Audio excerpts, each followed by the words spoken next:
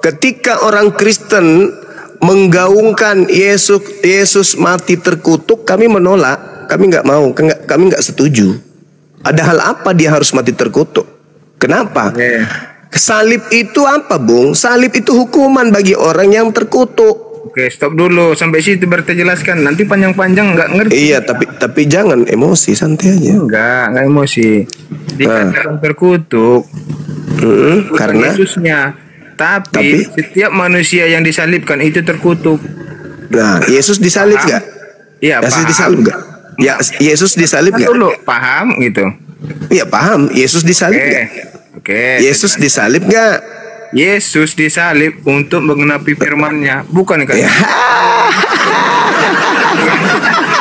Larinya ke situ. Larinya ke sana. Mana ada firman Tuhan? Dengar. Saudara, menggenapi. Betul, menggenapi firman. Siapa? Orang terkutuk harus disalib. Itu yang digenapi. Yesus terkutuk itu dulu. Salah Bang Juma. Alhamdulillahirabbil alamin. Berarti bukan dia yang disalib, Cak Ayu.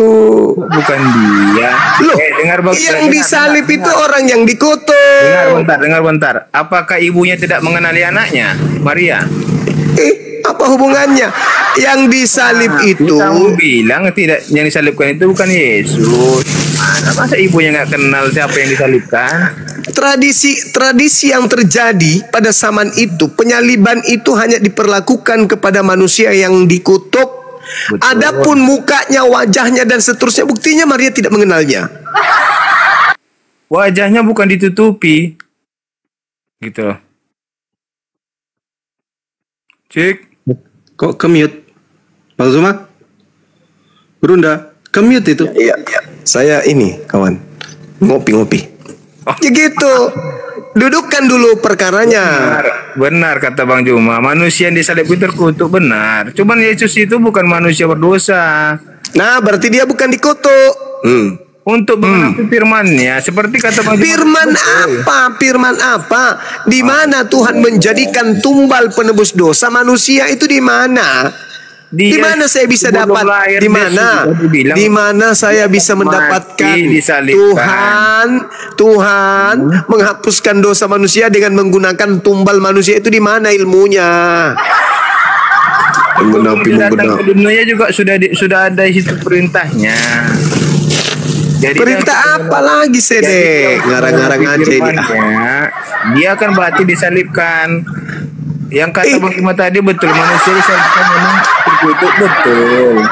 Cuman ya iya, berarti bukan berdosa. Berarti Anda menyembah makhluk terkutuk. Dah selesai.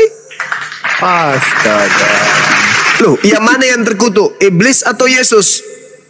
Kan udah saya jelaskan, manusia yang disalib itu terkutuk. Cuma ya berarti Yesus terkutuk. Cuman dia bukan bersalah, bukan ada buat dosa gitu. Kalau begitu salah tangkap, salah salib. Kok salah salib? Lah, yang harus disalib itu orang terkutuk, Cak Kangkung. Kenapa pula Yesus yang tidak bersalah itu disalib? Hah?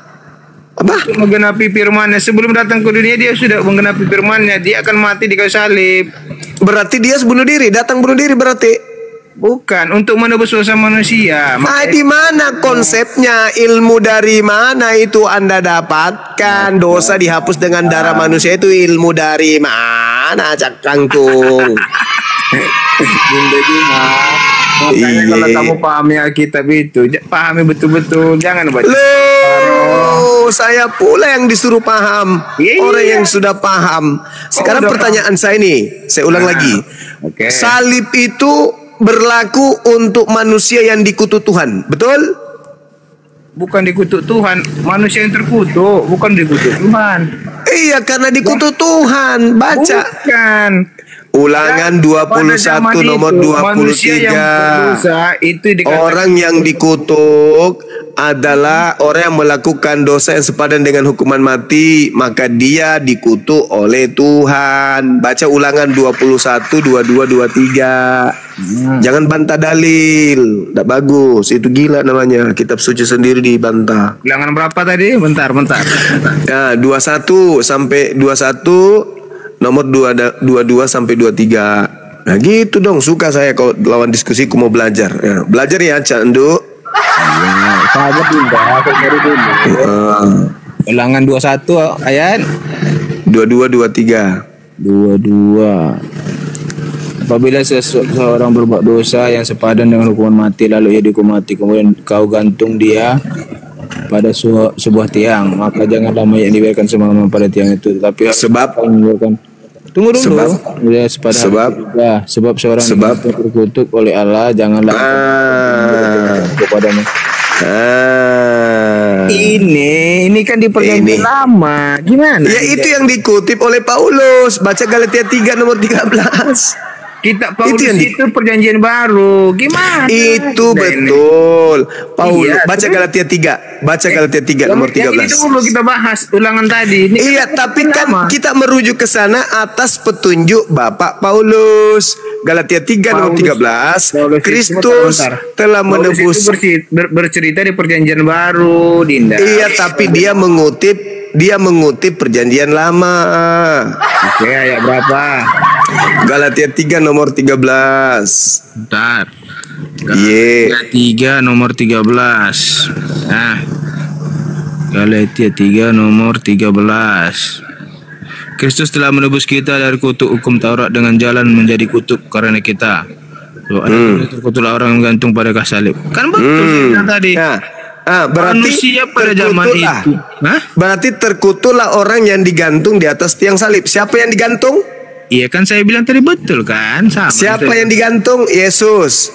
Bukan hanya Yesus, manusia. Mulai ngaco. Bukan hanya Yesus yang disalib. Oke, saya tanya. Ngaco. Waktu Yesus salibkan ada berapa yang disalibkan? Iya, tapi yang Anda imani. Saya tanya dulu ada berapa yang salibkan? Ada 3. Nah, kan bukan hanya Yesus. Nah, yang 2-nya ini disalib karena apa? Karena kejahatan. Nah, berarti Yesus juga adalah pelaku kejahatan. Bukan. Berarti salah salib. Bukan. Berarti salah tangkap. Yesus tidak pernah melakukan kejahatan. Berarti salah tangkap kalau begitu. Bukan salah tangkap. Loh, yang disalib orang jahat, bukan orang jahat. Ya kalau yang disalib itu bukan orang jahat, berarti salah tangkap. Hukuman salib itu, kawan, kalau misalnya hanya berlaku, dengar, hukuman salib itu hanya berlaku bagi pelaku kejahatan yang dikutuk oleh Elohim. Kalau Yesus bukan pelaku kejahatan dan tidak dikutuk oleh Elohim, berarti salah tangkap. Nah, itu salah penafsiran ya. Lalu gimana, yang benar yang mana? Aduh, Bang Juma. Loh, dalilnya mengatakan begitu. Yang disalib orang yang dikutuk. Kalau Yesus tidak dikutuk, rela mati disalib untuk apa? Untuk menebus dosa-dosa kita. Nenekmu kiper. Ilmu dari mana? Ilmu dari mana itu? Ilmu dari mana? Jangan bicara sendiri. Jangan kayak robot baterai. Jawab pertanyaan, ilmu dari mana Yesus menebus? Saya memberitahukan ya bahwa karena begitu besar kasih Allah akan dunia ini sehingga ia mengandungkan anaknya yang tunggal supaya setiap orang yang percaya kepadanya percaya. Bukan dikatakan supaya setiap orang yang menyalibkan, bukan, tapi setiap orang yang percaya. Dia disalib untuk menebus dosa-dosa kita. Dari mana ilmunya? Di ilmu agama mana kamu dapat dosa dihapuskan dengan menggunakan darah manusia? Kita ini ilmu dari mana? Dosa.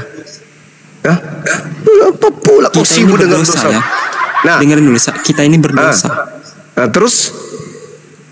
Kenapa dia rela mati salib? Kenapa? Dia menebus dosa kita. Terus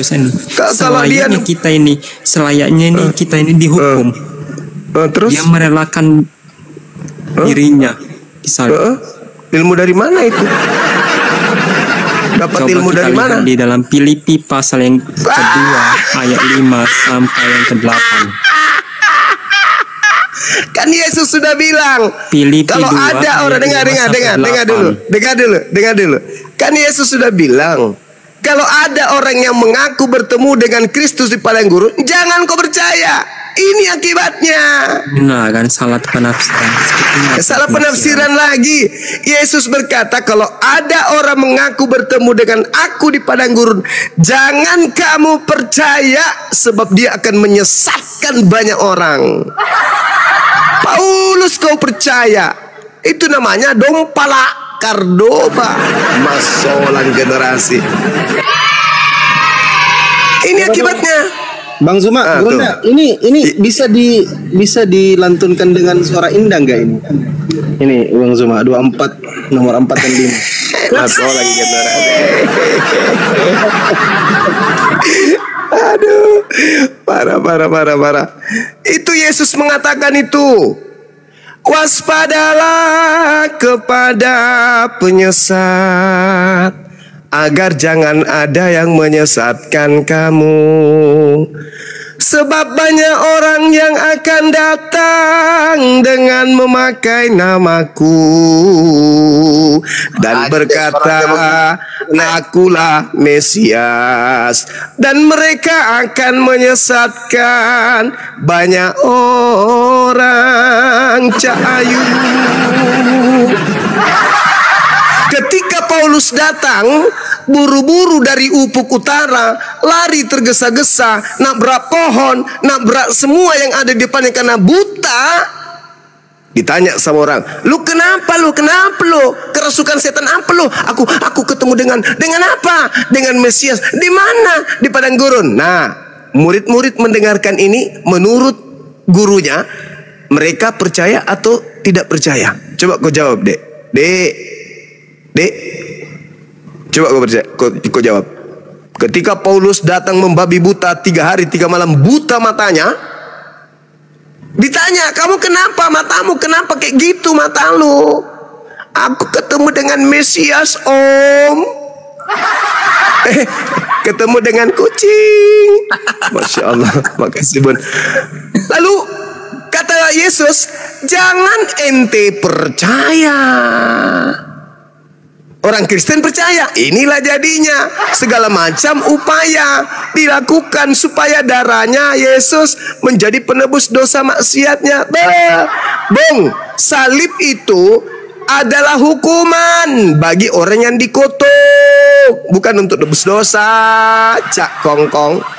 Masya Allah. Barakallah fik.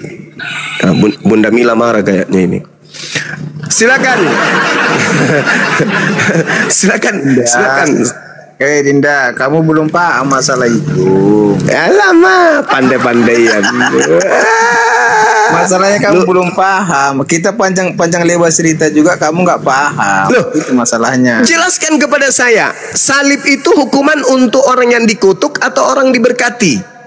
Itu dulu. Kalau kalian sudah bisa lolos di sini, kan sudah jelas tadi. Manusia yang disalibkan itu manusia terkutuk. Nah, betul.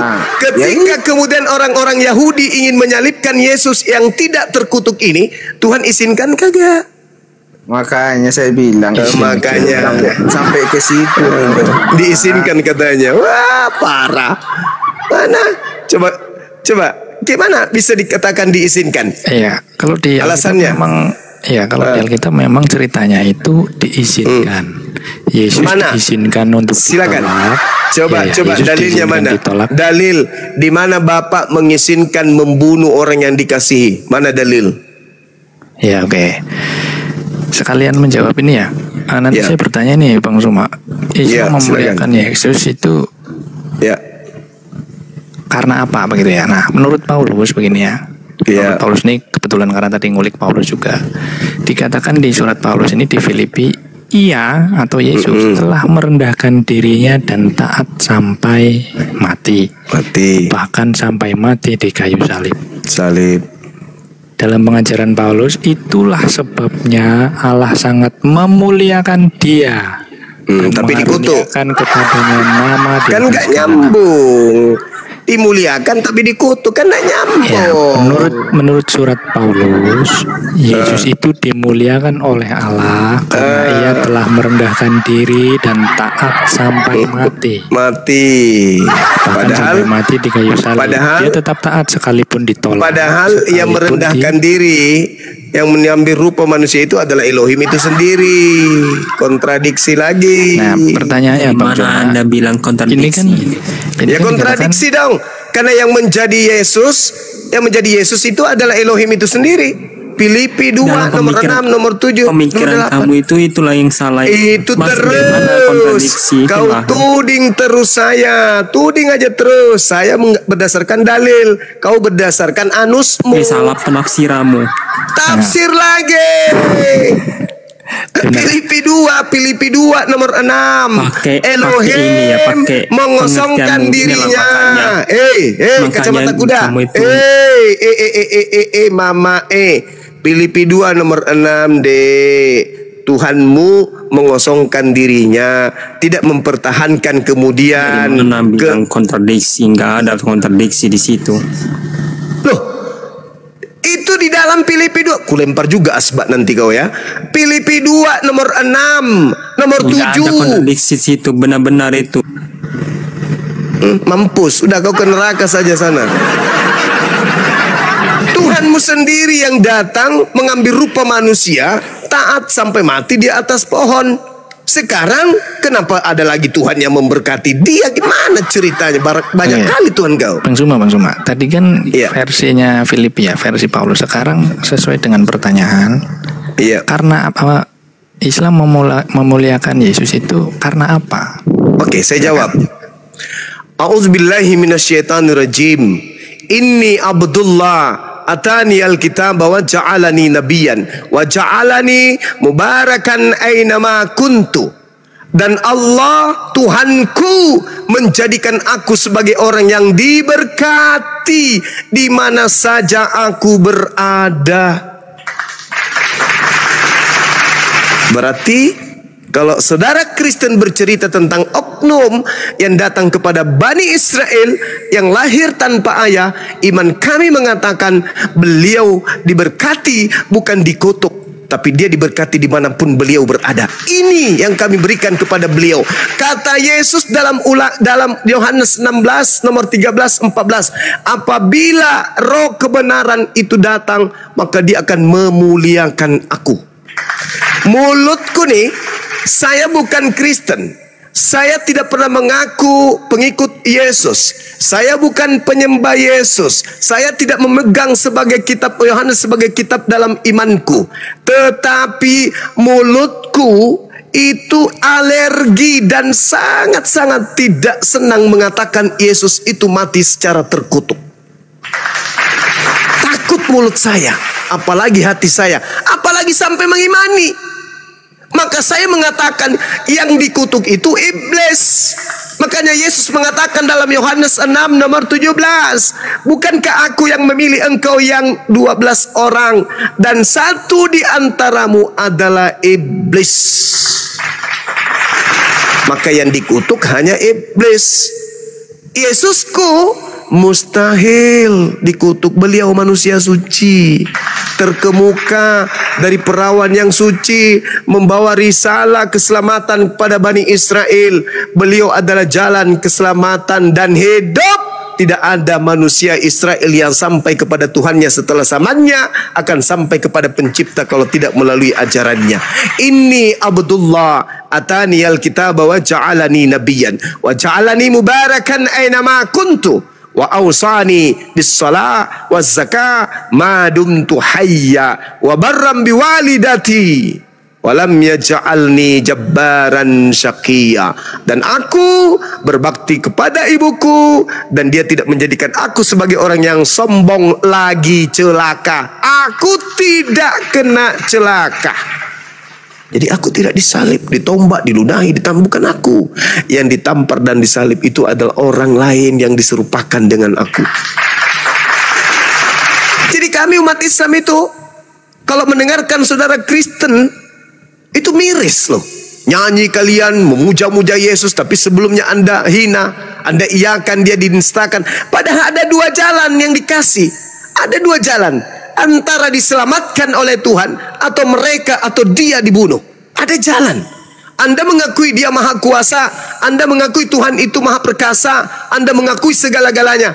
Tapi Anda mengaminkan, mengiyakan orang-orang fasik, para pengkhianat, orang-orang kufur, para pendengki, para pembenci, para pengkhianat Yesus, untuk melampiaskan angkara murka mereka kepada orang suci tersebut dengan iming-iming apa? Dosa kalian dihapuskan. Hei, manusia koclok, tidakkah ada lidahmu? Tidak adakah kepalamu, tidak adakah mulutmu yang bisa bertobat kepada Allah sendiri tanpa melalui pembunuhan anak orang?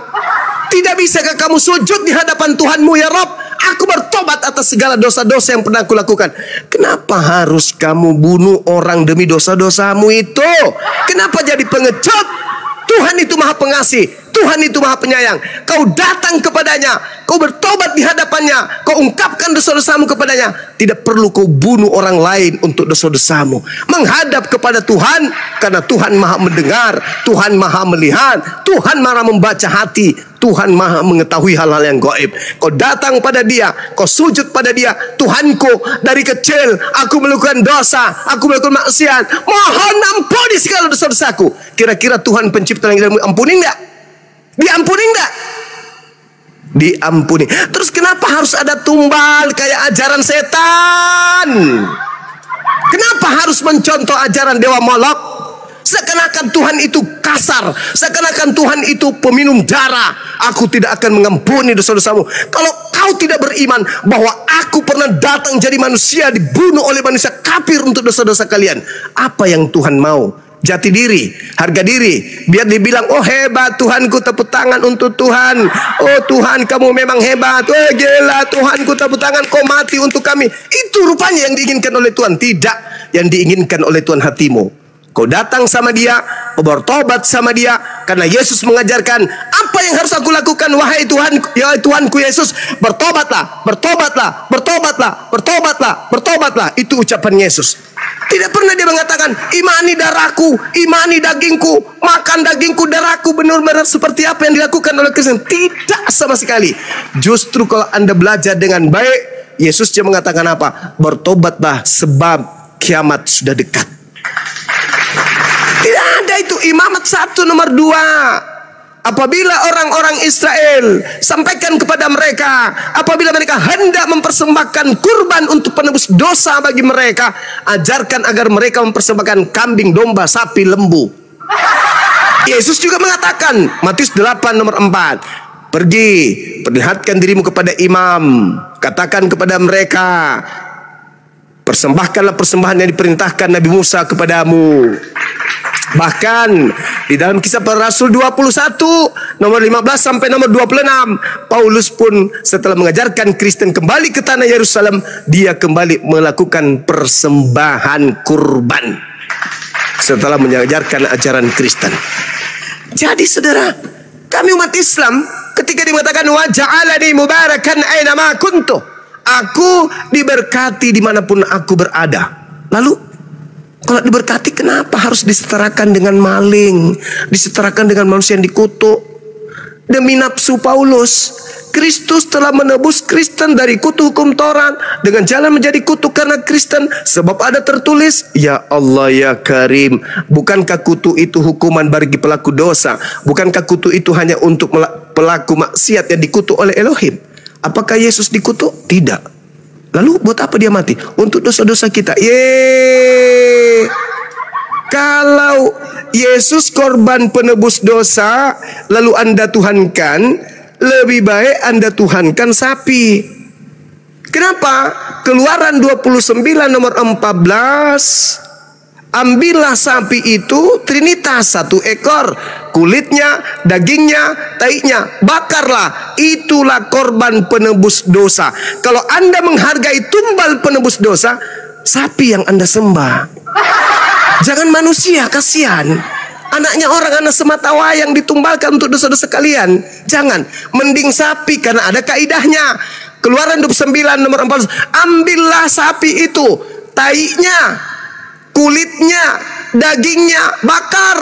Itulah korban penebus dosa. Itu baru perintah. Kalau kalian pingin kali kemudian korban kalian tuhankan sapi, kalian sembah sapi. Lebih bagus sapi daripada kalian menyembah makhluk roh yang dijual oleh Paulus kepada Roma. Lebih baik sapi.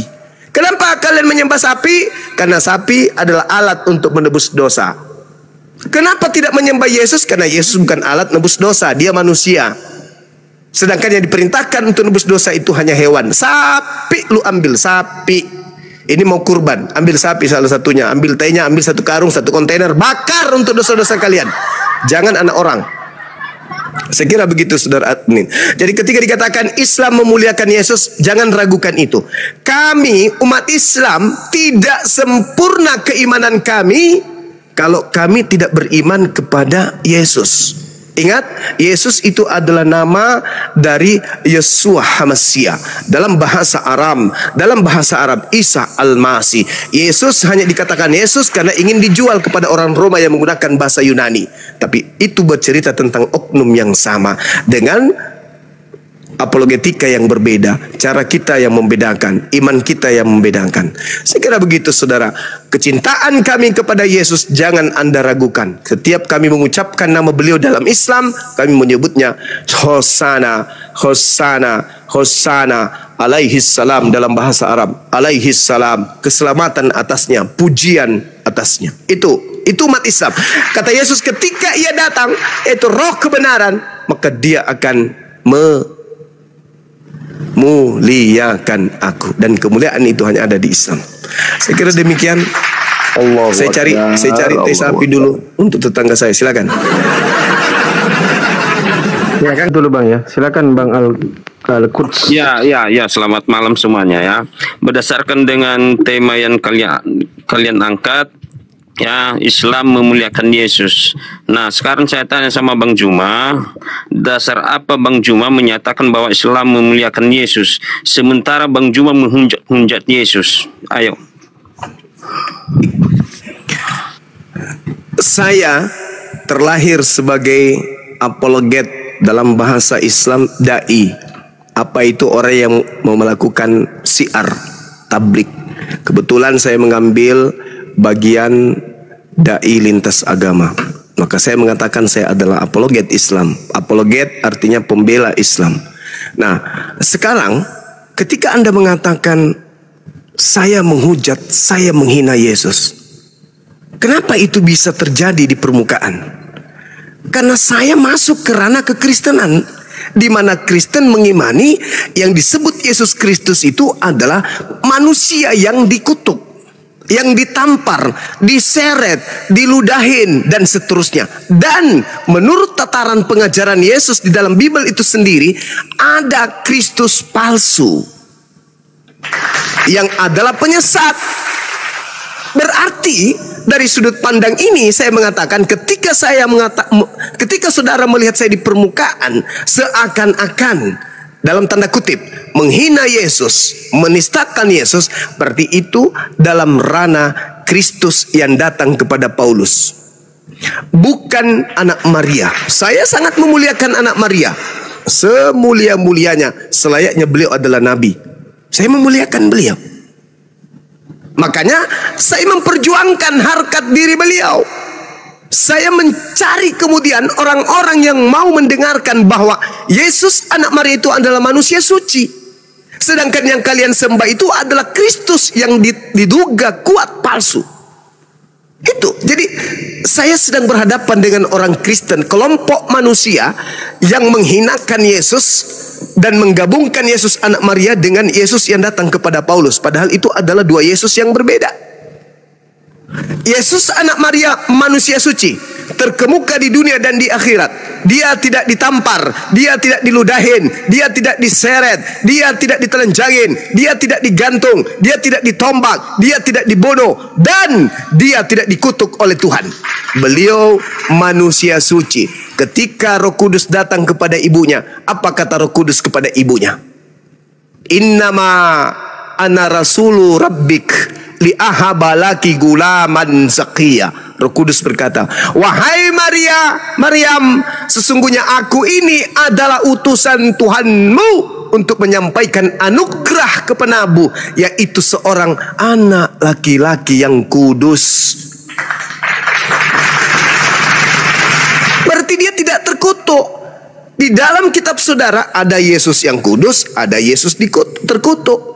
Kisah Para Rasul 4 nomor 30, Yesus adalah manusia yang kudus, dia hamba Tuhan yang kudus. Sedangkan pada Paulus, Yesus itu adalah orang yang dikutuk. Dua Yesus yang berbeda. Kristen muncul. Anda ingin menggabungkan antara Yesus kami dengan Yesusnya Roma. Tidak bisa.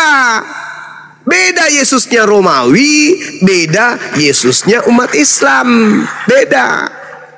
Kalau Yesusnya umat Islam, tidak disalib, tidak dibunuh, diberkati dimanapun dia berada, baik di bumi, di rahim ibunya, di langit, dimanapun dia berada, dia selalu diberkati oleh Tuhan. Sedangkan Yesus Roma adalah pengganti dewa Zeus yang dijual kemudian ke seluruh dunia. Dewa Zeusnya Katolik atau Romawi kuno itu disembah dengan mengatasnamakan Yesus kami. Makanya konsep doktrin dan dogmanya itu beda.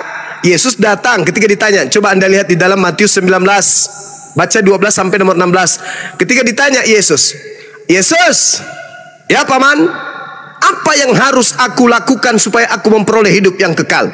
Hebat kali. Ditanya, apa?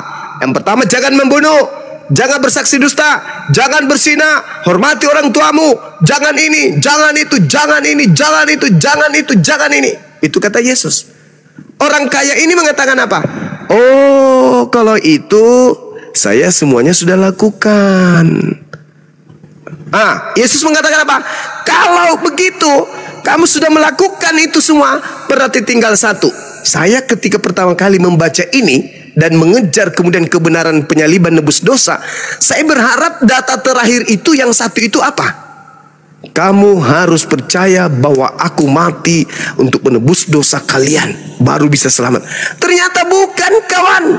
Yang terakhir itu apa kata Yesus? Jual semua hartamu, berikan kepada si miskin. La haula wala quwata illa billah. Tidak ada itu. Malah yang pertama ketika apa yang harus aku lakukan supaya aku memperoleh hidup yang kekal? Yang pertama apa? Justru membatas salib. Apa itu? Jangan membunuh. Parah kali salib ini. Berarti jangan menyalib. Kalau menyalib tidak memperoleh hidup kekal. Kalau yang menyalibnya saja tidak memperoleh hidup yang kekal, apalagi yang mengimani salib. Itu saudara. Makanya kami hadir sebagai umat Islam ini bukan membenci kalian, enggak. Karena sayang kalian. Habis waktu kami, tersita waktu kami. Kami kalau menyajikan seperti ini, yang diuntungkan kalian. Kalian menerima, kalian masuk surga. Kami belum tentu. Tapi kalau kalian menerima apa yang kami sampaikan, kalian masuk surga. Kami belum tentu. Kenapa belum tentu? Ya karena kami punya dosa-dosa dari kemarin. Kalau kalian masuk ke Islam, dosa kalian semua telah segera seketika itu juga dihapuskan. Tapi kalau kami punya dosa-dosa, ya alhamdulillah kalau Allah mengampuni dosa kami. Tapi yang disebut mu'allaf, begitu mereka meninggalkan agama yang lama, masuk ke Islam, dia terlahir kembali seperti bayi. Dia kembali fitrah. Nah, sedangkan kalau kalian yang mengajarkan Kristen kepada saya, hadiah yang kau kasih ke saya itu neraka. Contoh, bukti di dalam Matius 7 nomor 15 sampai nomor 23. Orang yang memanggil Yesus Tuhan, bernubuat pakai nama Yesus, bermujizat pakai nama Yesus, mengusir setan pakai nama Yesus, diusir Yesus, dikatai Yesus sebagai pembuat kejahatan, dan Yesus tidak mengenalnya. Ketika saya percaya kepada kalian, khotbah kalian, saya masuk ke dalam Kristen, maka Yesus mengusirku. Itu yang hadiah yang kalian kasih ke aku. Aku nggak mau. Tapi kalau Anda masuk ke Islam, apa yang aku kasih? Qad aflahal mu'minun alladzina yarithunal firdaus. Beruntunglah orang yang Islam ini, orang-orang mukmin ini, karena mereka lah yang mewarisi surga Firdaus. Kepadanya diberikan warisan berupa surga Firdaus. Wow, keren kan? Anda masuk di Islam, Anda cinta kepada Yesus. Tidak ada itu Yesus diludahi, tidak ada itu Yesus ditampar, ditelanjangin, tidak ada itu patung-patungnya penghinaan seperti itu, enggak ada. Murni la ilaha illallah Yesus Rasulullah. Murni, tak ada embel-embel. Itu hidup kekal, kata Yesus, Yohanes 17 ayat 3. Hidup kekal itu mereka mengenal Engkau Tuhan yang telah mengutusku, satu-satunya Tuhan yang benar, dan mengenal Yesus Kristus yang Engkau utus. Berarti apa? La ilaha illallah, Yesus Rasulullah. Berarti imannya Islam. Wa iskala Isa bin Maryam, ya bani Israel, inni rasulullahi ilaikum. Matius 15 ayat 24. Aku diutus hanya kepada domba yang sesat dari bani Israel. Subhanallah, iman kami mantap kali dengan Yesus ini. Bagaimana dengan Anda? Siapkah Anda diusir oleh Yesus? Udah, kembali ke tema dulu Bang Juma. Ya, kembali ke tema dulu. Bang Ben sudah mulai kencing dia, tapi kencingnya nggak lurus. Sudah mau malam ini, kita kembali ke tema. Ya, silakan. Bang Zuma, tadi QS-nya apa ya? QS berapa ya? Yang mana itu, Bang? Yang kan Islam memuliakan Yesus. Karena apa? Tadi ya, aku lupa QS berapa itu yang menyebutkan. Surah Maryam. Surah Maryam. Oh iya, Maryam ya. Berapa ya? Maryam ayat berapa itu teman-teman? A'udzubillahi minasyaitonirrajim. Bismillahirrahmanirrahim. Qala inni abdul, ayat 30 sampai 35. Ya, Masya Allah, ini adik-adik saya yang pintar-pintar. Masya Allah, subhanallah, syukran. Oh iya. Berarti pada intinya karena taat ya Bang Zuma ya, sehingga dimuliakan ya. Nah, dimuliakan oleh Allah. Dimuliakan oleh Allah. Ini kan Islam memuliakan Yesus karena Yesus taat. Berarti waktu itu Yesus sebagai seorang Yahudi yang taat begitu ya? Iya, dia seorang nabi. Iya. Jadi karena ketaatannya sebagai seorang Yahudi, sehingga Islam atau Tuhan memuliakan Nabi Isa. Iya, beliau memang nabi yang diutus. Dari bayi beliau sudah bicara, Bung. Oke. Ketika ibunya dituduh berzina, beliau membela ibunya. Ini Abdullah, ibuku bukan seorang pesina. Aku ini adalah hamba Allah. Atani alkitab wa ja'alani nabiyan. Iya, pertanyaan berikutnya nih. Waktu itu apakah Nabi Isa juga mengalami penolakan dan penghinaan? Iya. Sempat nggak ditolak? Sempat nggak dihina? Sempat ya. Al-Quran surah Ali Imran, saya lupa ayatnya. Ali Imran surah Al-Maidah, Ali Imran. Al-Maidah ada, Ali Imran ada. Ketika kemudian beliau ditolak oleh Bani Israel, kemudian Allah menyelamatkan beliau dari penolakan. Ali Imran ayat 45 sampai seterusnya.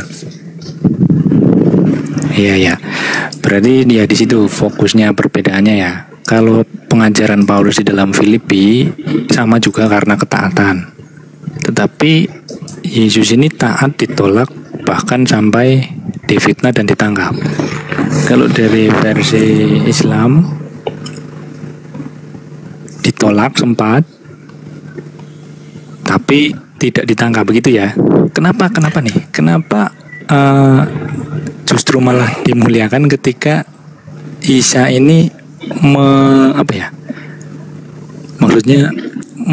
menggantikan orang lain atau memilih orang lain untuk menggantikan dia gitu. Kenapa nggak taat sampai mati gitu? Jadi gini, Bung. Nabi Isa datang diutus kepada Bani Israel dari sejak dia bayi udah ditolak oleh kaumnya. Allah memberikan kemudian mujizat, membangkitkan orang mati dan seterusnya supaya sebagai ujian bagi Bani Israel. Apakah Bani Israel ini di penghujung utusan terakhir bagi mereka mau bertobat? Karena Nabi Musa ketika datang menyelamatkan mereka dari perbudakan, dari apapun, dari penjajahan dan seterusnya, tapi tetap aja tidak mau beriman kepada pencipta langit dan bumi. Mereka kemudian masa bodoh. Nah, Tuhan saking cintanya diutus lagi yang terakhir nih. Aku utus dia tanpa ayah sebagai contoh pelajaran kepada mereka bahwa aku mampu melakukan apapun. Apakah dengan ini kemudian mereka bisa membuka hati? Ternyata enggak. Nabi Isa datang, lalu mereka melakukan pengingkaran kepada Nabi Isa alaihissalam, bahkan sampai kepada pencobaan pembunuhan. Nah, ketika mereka bersepakat membunuh Nabi Isa alaihissalam, Allah menyelamatkan. Maka mereka dihukum wa qaulihim, karena ucapan mereka bahwa penghinaan mereka tentang Rasulnya Isa kepada mereka hina. Mereka mengatakan mereka telah membunuh, mereka merasa menang dengan membunuh utusanku. Pada sesungguhnya yang mereka bunuh bukan utusanku, melainkan aku serupakan bagi mereka orang yang dibunuh tersebut. Jadi Nabi Isa diselamatkan. Oke, Bang Zuma, sudah terjawab. Kenapa Islam memuliakan Yesus sudah. Sekarang pertanyaan berikutnya, mohon maaf nih. Kenapa Allah memuliakan Nabi Isa? Silakan. Ya, Nabi Isa dimuliakan itu karena beliau adalah nabi, seluruh nabi, dan bahkan bukan cuma nabi, kita semua orang-orang yang suci, siapapun di antara kita itu dimuliakan oleh Allah. Makanya Allah itu penyayang kepada kita, orang-orang yang disucikan, orang-orang yang mensucikan dirinya. Nah, terkait dengan Nabi Isa alaihissalam, kenapa beliau dimuliakan? Karena beliau nabi, beliau tidak pernah ingkar kepada Tuhan.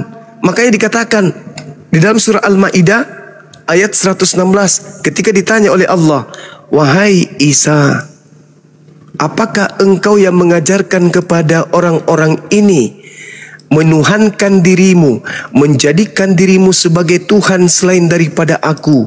Apa kata Nabi Isa alaihissalam? Qala subhanaka ma yakunu li an aqula ma laysa li bihaqqa. Aku Tuhan tidak pernah mengatakan kepada mereka apa yang bukan hakku untuk aku katakan. Yang aku katakan kepada mereka adalah apa yang kau firmankan untuk aku katakan dan aku sampaikan, itu aja. Aku mengajarkan kepada mereka, fattaqullaha wa atiun, bertakwalah kepada Allah dan taatlah kepada firman yang aku sampaikan kepada kalian.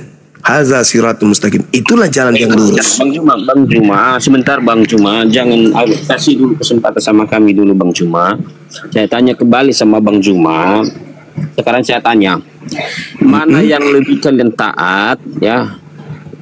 Pada Nabi Muhammad atau sama Nabi Isa? Baik. Jadi Nabi Isa alaihissalam itu adalah nabi yang diutus oleh Allah kepada Bani Israel. Dikatakan wa is qala Isa bin Maryam ya Bani Israel inni Rasulullahi ilaikum. Nabi Isa diutus oleh Allah kepada Bani Israel, bukan kepada kami. Tetapi kami beriman kepada kenabiannya, bahwa beliau adalah seorang nabi suci yang diutus kepada Bani Israel, mengajarkan Bani Israel jalan menuju kepada keselamatan. Kami beriman, sama seperti kami beriman kepada Nabi Musa. Tetapi nabi-nabi ini diutus kepada kaumnya masing-masing, tapi kami beriman. Begitu saudara. Berarti kalian tidak yakin dengan kesucian dengan penampilan Nabi Isa itu, karena menurut saya ya, bahwa kalian itu lebih taat pada perintah Muhammad daripada perintah Nabi Isa, sementara ya Nabi Isa lebih suci daripada Nabi Muhammad. Gini saudara, kami tidak membeda-bedakan nabi. Mereka semua ini adalah orang-orang suci. Masalahnya, bagaimana mungkin kami mau mengikuti Nabi Isa sedangkan kami bukan Bani Israel? Islam itu punya kaidah, bukan membabi buta atau membuta babi. Nabi Isa mengatakan dia diutus. Mana pernah Nabi Isa ke Israel, ke Bani Israel? Yang ada di Israel itu adalah Yesus Kristus, bukan Nabi Isa. Mana pernah Nabi Isa ke Israel? Sakit yang Anda. Kita lagi bahas Sakit Anda Bang, sakit. Nyambung sedikit Bang Zuma. Iya. Oke Bang Zuma ya. Terima kasih tadi informasinya. Jadi Allah juga meninggikan Nabi Isa itu karena ketaatan, karena dia nabi begitu ya. Jadi semua nabi di dalam Islam itu memang ditinggikan dan dimuliakan. Betul. Ya, memang ini, dan ini memang sesuatu yang ini baru Bro Admin, mantap. Ya, memang kita ikut apa yang diajarkan Paulus, Bang Suma. Jadi versi pengajaran Paulus di dalam Filipi, kenapa Allah meninggikan Yesus? Karena dia telah merendahkan diri dan taat sampai mati. Memang dalam versi kekristenan seperti itu. Bahkan sampai mati di kayu salib. Kita ikutin apa yang diajarkan oleh Paulus. Tetapi di dalam Islam, kenapa Allah meninggikan? Karena dia adalah seorang nabi, sama seperti nabi-nabi yang lain ditinggikan. Ya begitu saja kesimpulannya. Kenapa bengkok lagi kau, Mas Bro Admin? Tadi sudah lurus, sudah bengkok lagi. Kita kan memang di kitab yang berbeda. Aku hanya menegaskan saja, kita ini memang beda. Sedikit saudara boleh ya? Paulus gitu maksudnya. Boleh ya Bro Admin? Silakan Bang. Ya, terkait dengan apa yang saudara sajikan barusan. Kita lihat di dalam kajian kitab Ayub, iblis menghadap kepada Allah, iblis menghadap kepada Tuhan. Iblis tahu rahasia-rahasia langit. Iblis tahu tentang apa yang terjadi kepada manusia dan anak manusia. Rahasia langit sebagian bocor kepada iblis. Kitab Ayub 6, kitab Ayub 2. Begitu juga dalam Al-Quran. Nah, ketika kemudian diceritakan di dalam Matius 4, sama seperti di Lukas 4, diceritakan begini. Yesus dibawa oleh roh ke padang gurun untuk dicobai iblis. Dan setelah berpuasa 40 hari 40 malam, melaparlah kemudian Yesus. Lalu datanglah si pencoba iblis kepadanya dan berkata, apa kata iblis? Jikalau engkau anak Elohim, perintahkanlah supaya batu-batu ini menjadi roti. Dan itu Yesus sudah sering lakukan. Iblis belum yakin nih, belum yakin. Kenapa iblis kemudian ingin memanfaatkan nama Yesus? Karena nama Yesus ini bisa membuat orang mati hidup, orang lumpuh berjalan. Anda dengarkan penjelasan saya tadi dalam Yohanes 11 45 sampai nomor 57. Orang Yahudi itu kasakusuk.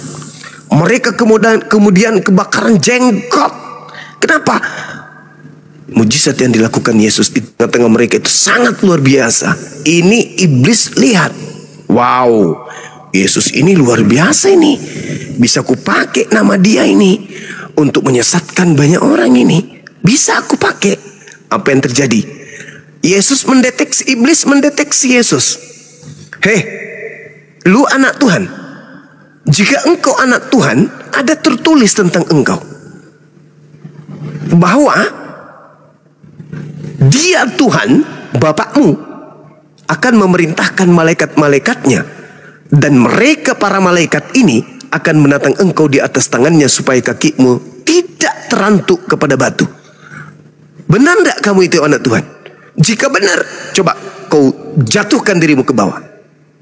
Itu iblis mau mencoba, bukan hanya sekedar mencoba seperti orang yang kerasukan, enggak.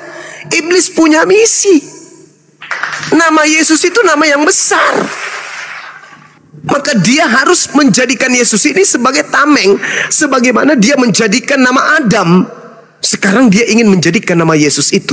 Nanti kita lihat apa yang terjadi ketika di dalam Lukas 4 nomor 6, nomor 7, 8, 9 sampai nomor 13-nya. Sampai nomor 13-nya di situ dikatakan iblis mundur dari Yesus dan iblis mencari waktu yang tepat. Jadi bukan hanya sekedar mencobai, tetapi iblis ini punya rancangan-rancangan setelahnya. Coba Anda lihat. Saya selesaikan dulu di Lukas 4 ini, di Matius 4. Ada tertulis tentang engkau. Jika engkau anak Elohim, maka Elohim akan mengutus malaikatnya agar dia menatang engkau di tangannya, agar kakimu tidak terantuk kepada batu. Ternyata betul-betul tertulis tentang Yesus, teman-teman. Malapetaka tidak akan menimpa kamu dan tulah tidak akan mendekati kemahmu, sebab malaikat-malaikatnya akan diperintahkannya kepadamu untuk menjaga engkau di segala jalanmu. Mereka akan menatang engkau di atas tangannya supaya kakimu jangan terantuk kepada batu. Tertulis betul-betul. Berarti rahasia Tuhan bocor tentang Yesus. Maka kalau kita sudah percaya bahwa Yesus itu anak Tuhan, dalam perspektif kami hamba Tuhan atau nabi Tuhan atau rasul Tuhan, maka kita harus murni menjernihkan ini kepada apa yang menjadi pengajaran Tuhan terhadap Mazmur 91. Saya baca. Orang yang duduk dalam lindungan yang maha tinggi, Yesus dong. Dan yang bermalam dalam naungan yang maha kuasa, Yesus dong. Akan berkata kepada Tuhan, tempat perlindunganku dan kubu pertahananku adalah Allahku yang kupercayai, Yesus dong. Sungguh dialah yang akan melepaskan engkau dari jerat, perangkap burung dari penyakit sampar yang busuk. Dengan kepatnya ia akan melindungi kamu. Di bawah sayapnya engkau akan berlindung. Kesetiaannya ia adalah perisai dan pagar tembok. Engkau tidak usah takut, wahai Yesus, terhadap kedahsyatan malam, terhadap panah yang terbang di waktu siang, terhadap penyakit sampar yang berjalan dalam gelap, terhadap penyakit menular yang mengamuk di waktu petang. Walau 1000 orang rebah di sisihmu dan 10.000 di sebelah kananmu, tetapi itu tidak akan menimpahmu. Engkau hanya menontonnya dengan matamu sendiri dan melihat pembalasannya terhadap pengkhianat. Sebab Tuhan adalah tempat perlindunganmu, yang maha tinggi telah kau buat tempat perteduhanmu. Malapetaka tidak akan menimpa kamu, dan tulah tidak akan mendekati kemahmu. Sebab malaikat-malaikatnya akan diperintahkannya kepadamu untuk menjaga engkau di segala jalanmu. Mereka akan menatang engkau di atas tangannya, supaya kakimu jangan terantuk kepada batu. Singa, ular tedung akan kau langkahi. Engkau akan menginjak anak singa dan ular naga. Sungguh hatinya melekat kepadamu, maka aku akan meluputkannya. Aku akan membentenginya, sebab ia mengenal namaku. Bila ia berseru kepadaku, aku akan menjawab. Aku akan menyertai dia dalam kesesakan. Aku akan meluputkannya dan memuliakannya. Dengan panjang umur aku akan kenyangkan dia, dan akan kuperlihatkan kepadanya keselamatan daripadaku. Ini dari nomor 1 sampai nomor 16 untuk Yesusku.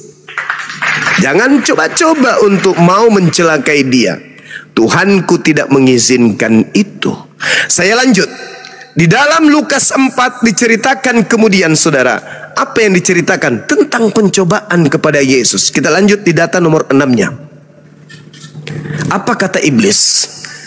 Nomor 5 dulu. Kemudian iblis membawa Yesus ke suatu tempat yang tinggi, dan dalam sekejap mata ia memperlihatkan kepadanya semua kerajaan dunia.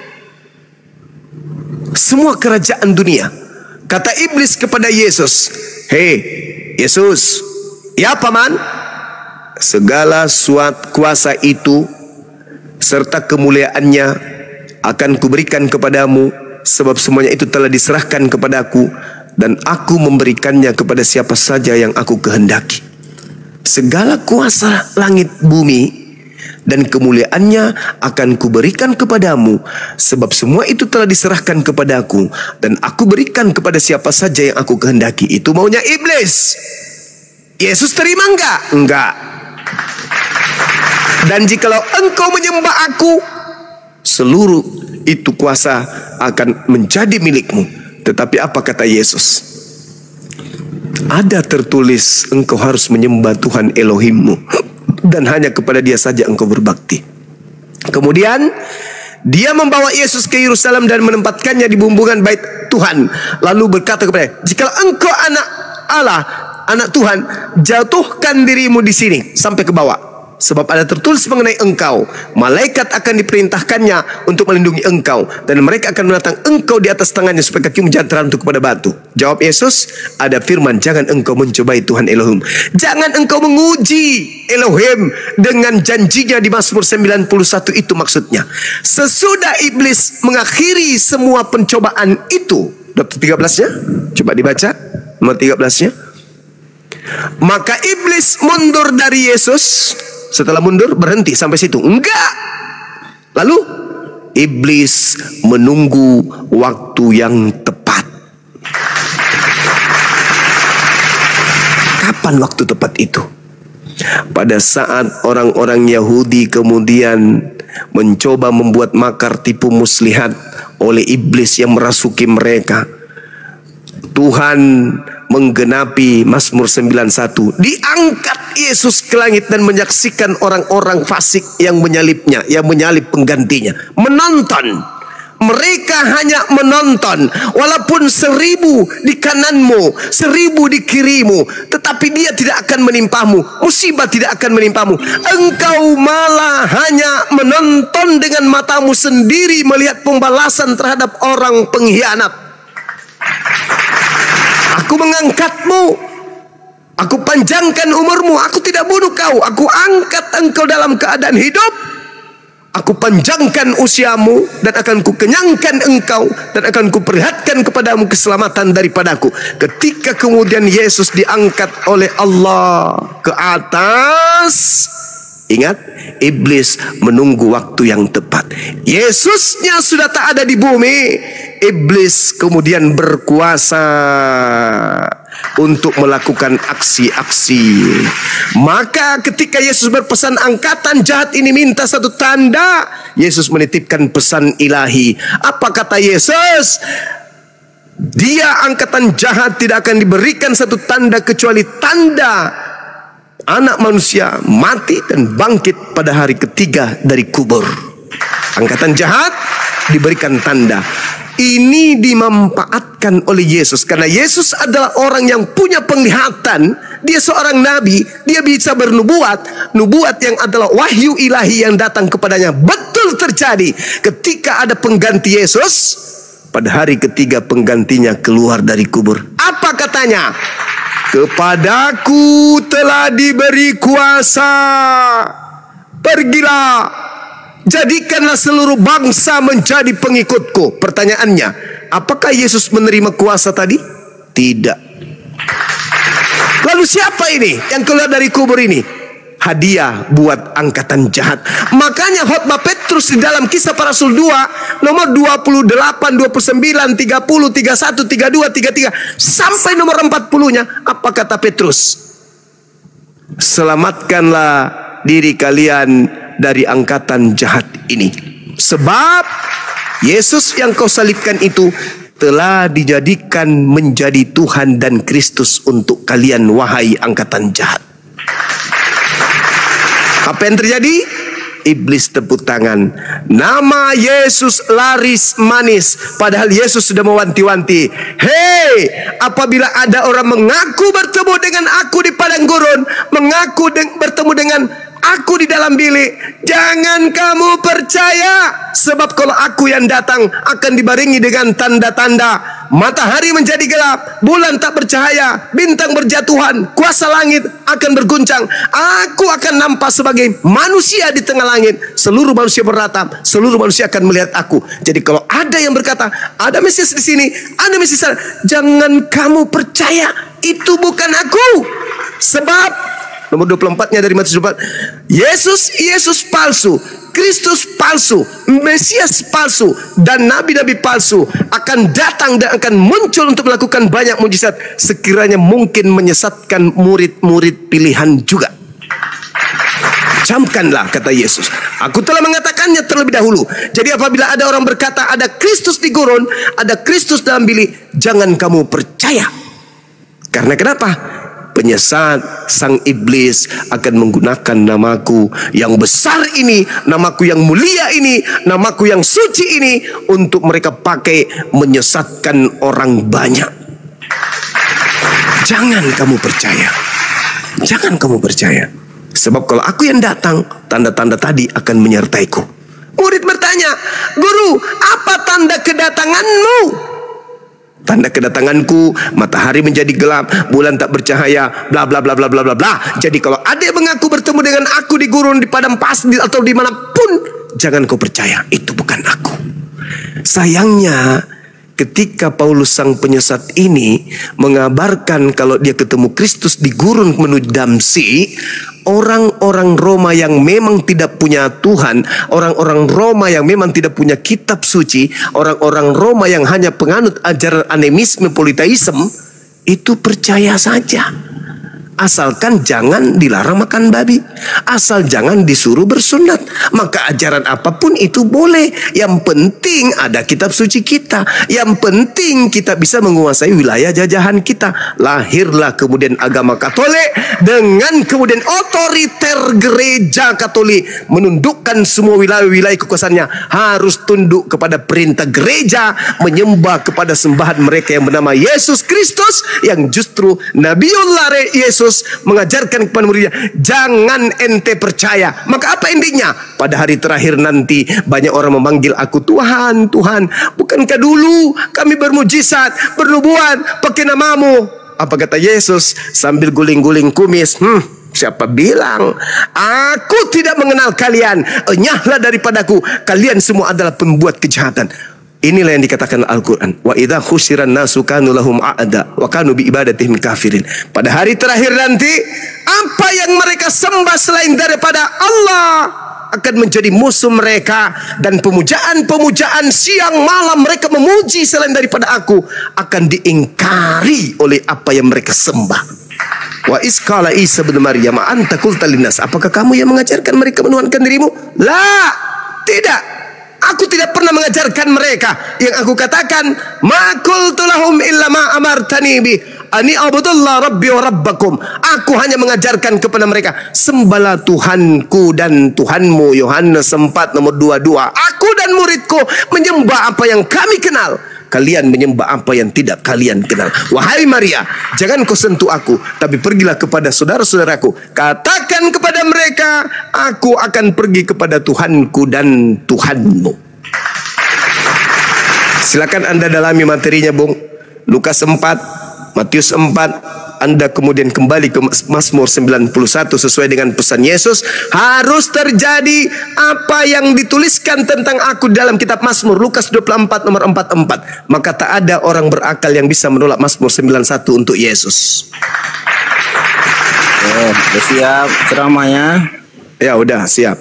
Panjang. Bagi nasi bungkus, bagi air minum, bagi cendol, bagi kopi, bagi. Panjang kali ceramahnya.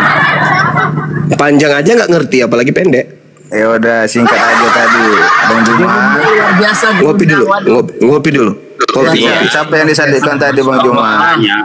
Bang Juma, kopi dulu, sebentar, kopi dulu, sabar. Iya. Sabar, kopi dulu. Lanjut. Kopi dulu. Jadi final materi luar biasa, Masya Allah ya. Buat teman-teman Kristen yang masih ragu-ragu untuk memeluk agama Islam.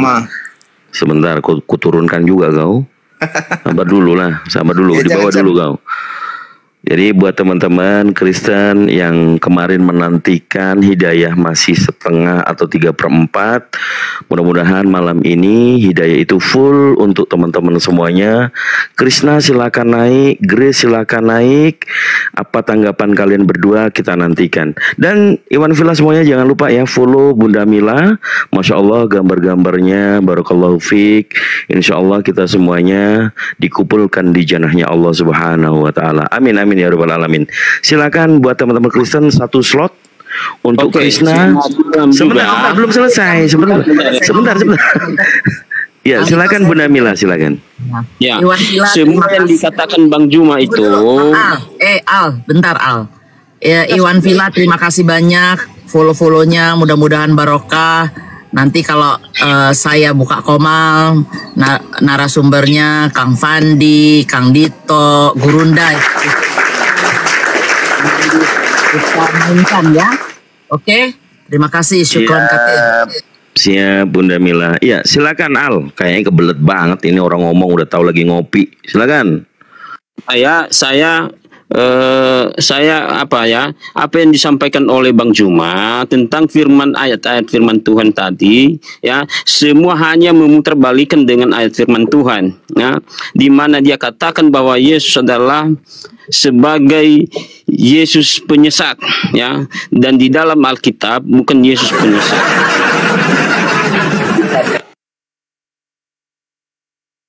Tuh kan jatuh kan. Kenapa diturunkan? Biar beliau belajar. Naikkan lagi. Jatuh Abang dah. Ya silakan request lagi. Itu orang gagal. Orang kayak begitu itu mau dilas kepalanya, bocor, dia naikkan aja nggak apa-apa. Yang penting nggak menghujat. Kalau hanya nyerang pribadi nggak apa-apa. Yang penting jangan menghujat, naikkan aja. Jatuh kursinya tadi licin abang dah. Mohon maaf ya. Ya silakan Al.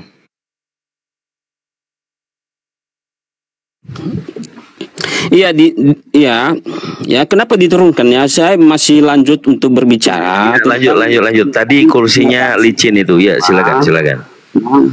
Di mana dia katakan ya, sebenarnya semua yang dia katakan dengan ayat firman tadi semua hanya memutarbalikan ya. Itu saja.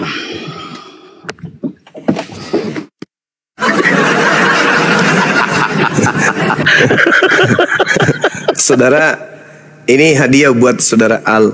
Satu data, satu dalil, tapi cerminannya harus menggunakan akal. Sebagaimana pesan Yesus, kasihilah Tuhanmu dengan akalmu.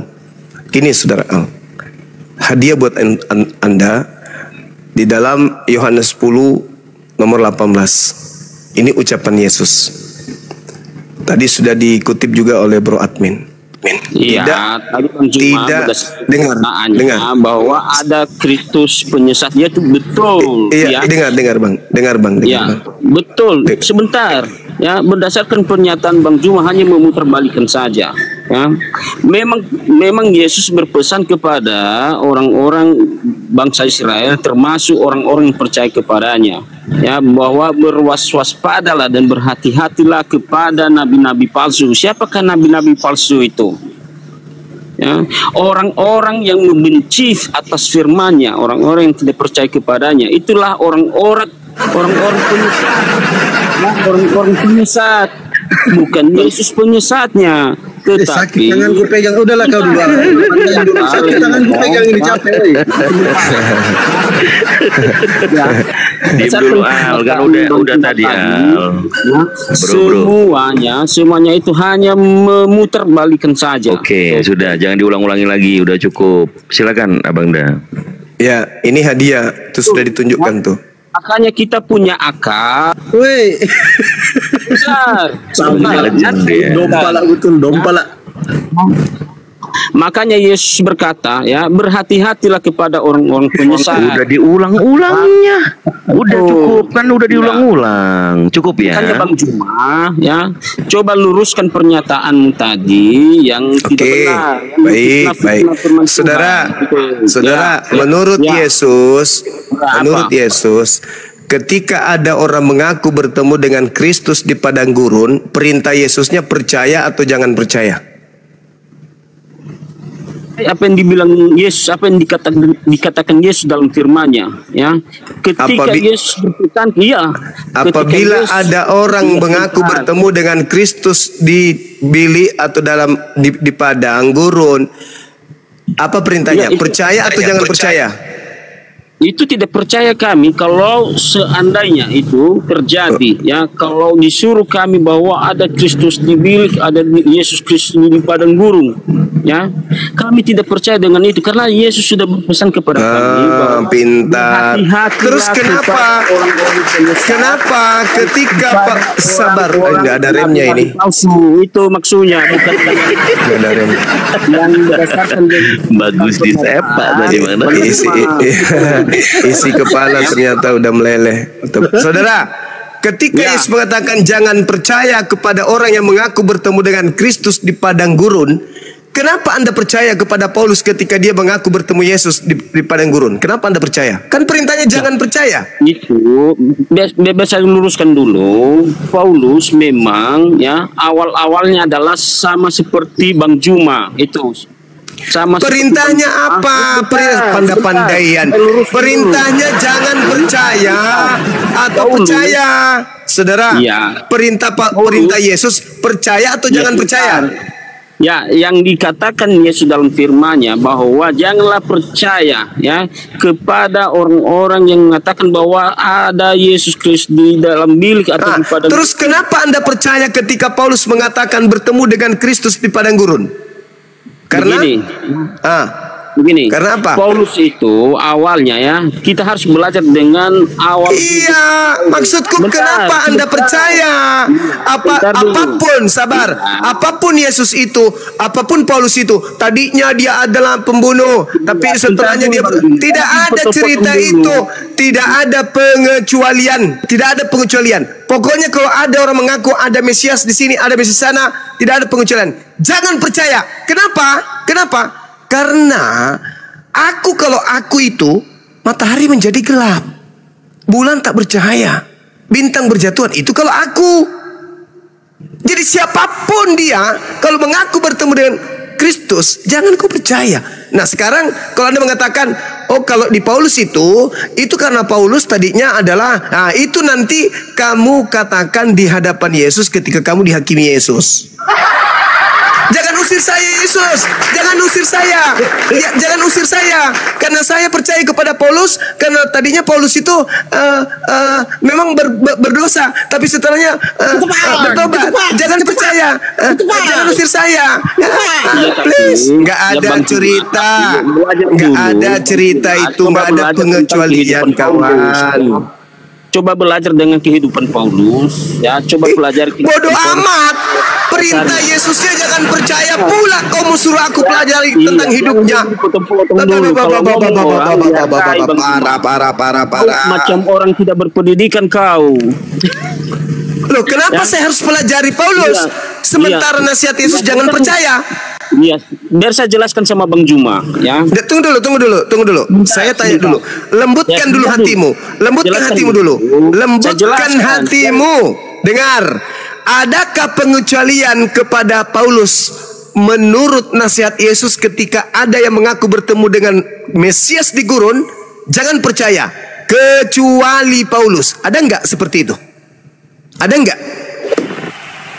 Jelaskan dulu, ya. Silakan. Ada enggak pengecualian?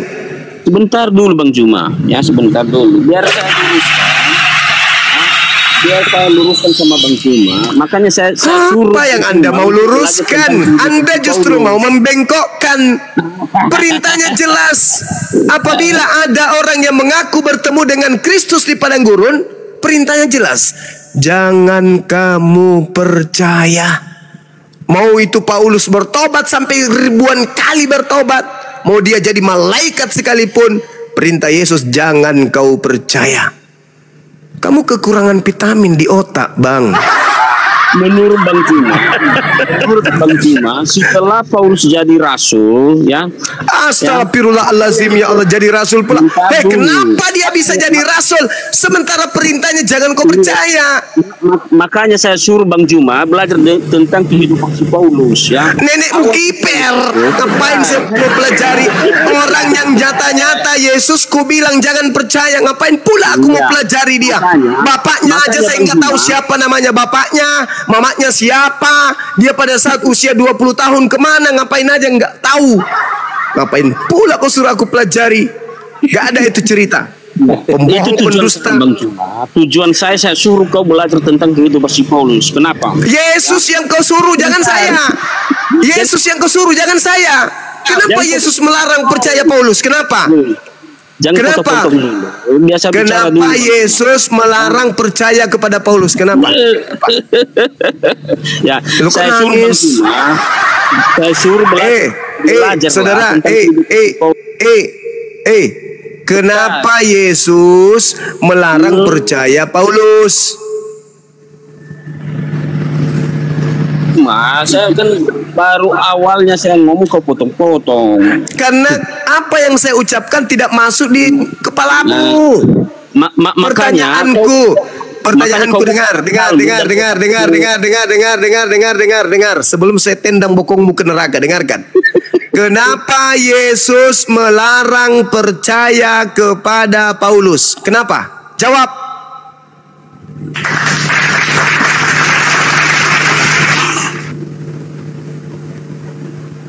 Jangan dimat-matikan dulu, ya. Saya jelaskan tentang kehidupan si Paulus. Saya tidak butuh kau jelaskan itu nabi, rasulmu, junjunganmu, Tuhanmu Paulus. Saya nggak butuh. Saya bertanya, Kenapa Yesus melarang percaya kepada Bapak Paulus?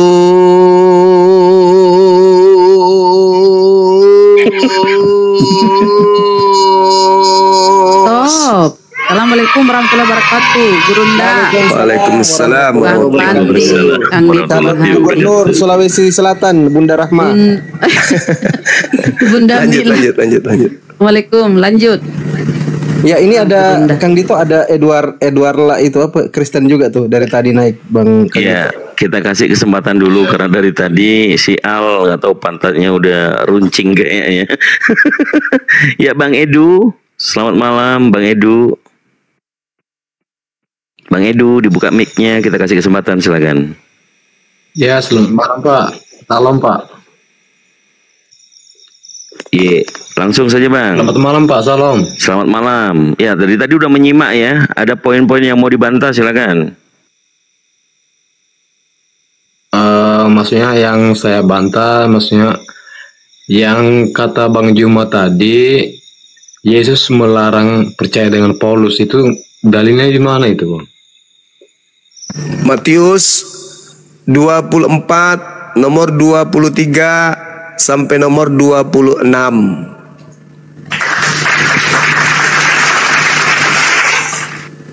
Coba Pak, belum sudah nggak bawa ini, nggak ada Alkitabnya. Jadi apabila ada orang berkata ada Mesias di sini, ada Mesias di sana, jangan kamu percaya. Tuh katanya. Sebab Mesias palsu, nabi-nabi palsu akan datang, akan muncul dan melakukan banyak mujizat, sekiranya mungkin menyesatkan orang pilihan juga. Camkanlah, aku telah mengatakannya terlebih dahulu kepadamu. Jadi apabila ada orang yang berkata ada Mesias di padang gurun, ada Mesias di dalam bilik, jangan kamu percaya. Tuh diulang lagi, camkanlah kata Yesus. Artinya ketika Paulus datang mengaku bertemu dengan Kristus di padang gurun, perintah Yesusnya apa? Percaya atau jangan percaya?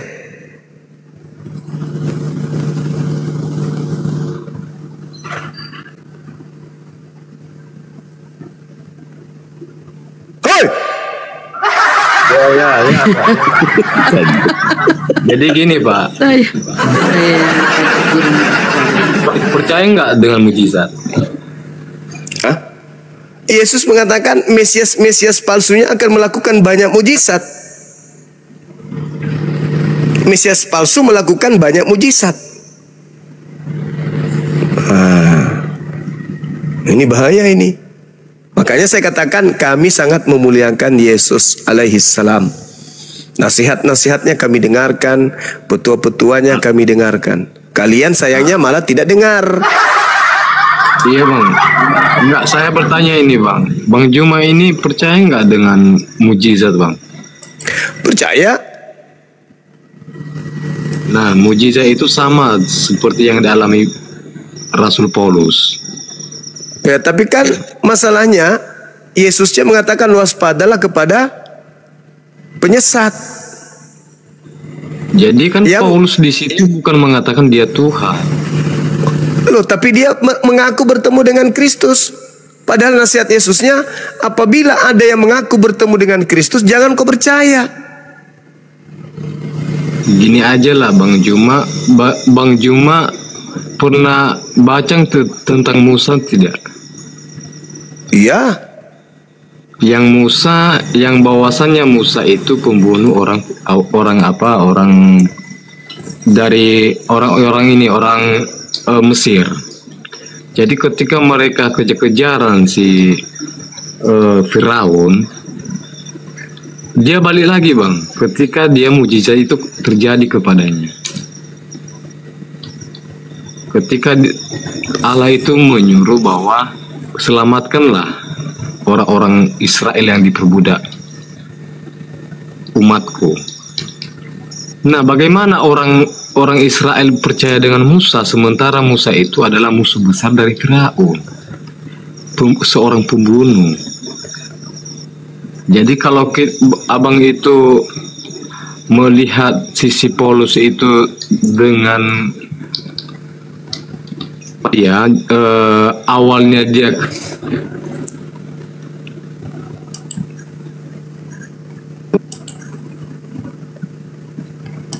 hilang suaranya Bang. Ya Bang Juma nyambung lagi nih. Boleh ya? Iya, silakan Bang. Ya. Gini kalau di top monitor namanya Saulus. Iya, muncul lagi. Monitor. Masuk dulu Dinda. Masuk dulu. Ya, gimana Bro Admin? Apa yang mau ditanya? Bukan. Kalau versinya Alkitab itu memang Yesus tidak menolak Paulus.